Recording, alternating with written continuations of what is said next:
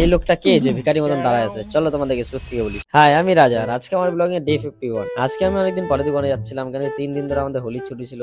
আর আজকে আমার তাও অনেক দেরি হয়ে গেছে দোকানে আসতে। তারপর জলদি দোকানটা খুলে আমি আমার কাজ করা শুরু করে দিই। আর তখনই দুইটা কাস্টমার চলে আসে। আর সব কাজগুলোকে শেষ করে দাঁড়াচ্ছিলাম, কিন্তু তখনই দুইটা কাস্টমার চলে আসে। তো এই স্যান্ডেল গুলো ওনাকে প্যাক করে দিয়ে দিই। তারপর আরো একটা কাস্টমার চলে আসে, তো এই স্যান্ডেলটা ওনাকে প্যাক করে দিয়ে দিই। আর দোকানটা খালি খালি লাগতেছিল, তো আমি এই দাদাটার দোকানে চলে আসি। আর এখান থেকে আমি এই দুটো স্যান্ডেল সিলেক্ট করে সাইড করে রাখতে বলে দিয়ে এদেরকে। তারপর আমি চলে আসি অন্য একটা দোকানে। আর এখান থেকে আমি 3টা স্যান্ডেল সিলেক্ট করি আর এগুলোকে নিয়ে চলে আসি আমার দোকানে। আর দোকানে এসে স্যান্ডেল গুলোকে জলদি জলদি লাগাই দিই আর কাস্টমারের আসার ওয়েট করতে থাকি। কিন্তু তখনই আমার নজর যায় এই ভাইটার উপরে, যে লোকের আইফোন গুলো নিয়ে নিজে ভাव মারতেছিল। जलवा है हमारा। আর এই দেখো আজকালের বাচ্চাদেরকে ইনস্টাগ্রামের পাগল।